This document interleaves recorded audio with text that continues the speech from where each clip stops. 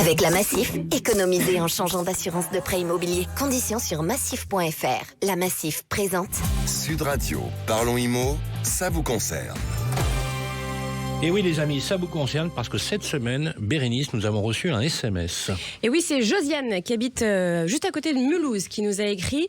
Et en fait, elle se demande ce que c'est que ce coup de rabot fiscal. Elle a vu ça dans la presse, passer inaperçu dans le budget 2026. Alors c'est vrai qu'on a beaucoup parlé du dispositif Jean Brun pour relancer l'envie d'investir des Français, d'investir dans un appartement locatif. Mais on n'a pas beaucoup parlé d'un frein fiscal qui est passé sous les radars.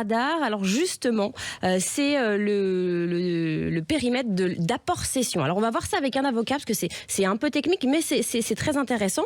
On accueille tout de suite notre expert Jérôme Barré, avocat associé au cabinet Yards, expert en fiscalité patrimoniale. Bonjour maître.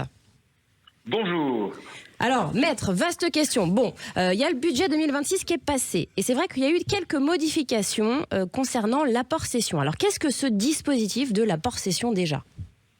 L'apport-cession, c'est un mécanisme par lequel, quand vous détenez des titres en direct en tant que propriétaire d'une société, vous avez la faculté de les apporter à une holding qu'on crée pour l'occasion en vue de vendre immédiatement ou à terme les titres que vous avez apportés à cette holding.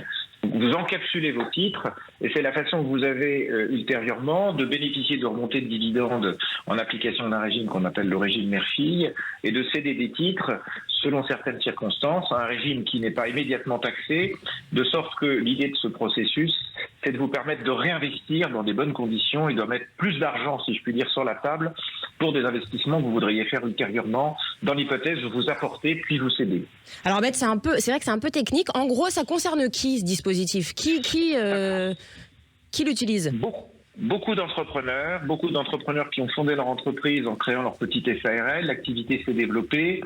Ils ont envie de croître, ils peuvent même avoir deux activités, donc ils préfèrent rassembler ces activités sous une même bannière, si je puis dire, sous une même capsule, sous une même société. Et l'objectif, c'est, lorsque vous avez à l'intérieur d'une structure holding des activités qui vont mieux et des activités qui vont moins bien, de faire passer des fonds de l'une à l'autre sans que vous ayez une fiscalité sur des dividendes, par exemple, qui fait que vous avez une capacité de réinvestissement et d'aider l'entreprise qui, par exemple, irait moins bien, de meilleure façon. D'accord. Et donc, c'était une facilité fiscale, on va dire. Et donc là, qu'est-ce qui se passe avec le budget 2026 qui vient d'être voté ?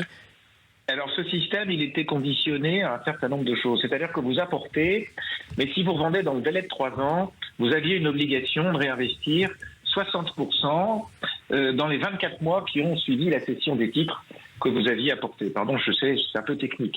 Alors, cette obligation de réinvestissement du produit de cession, elle est passée de 60 à 70%.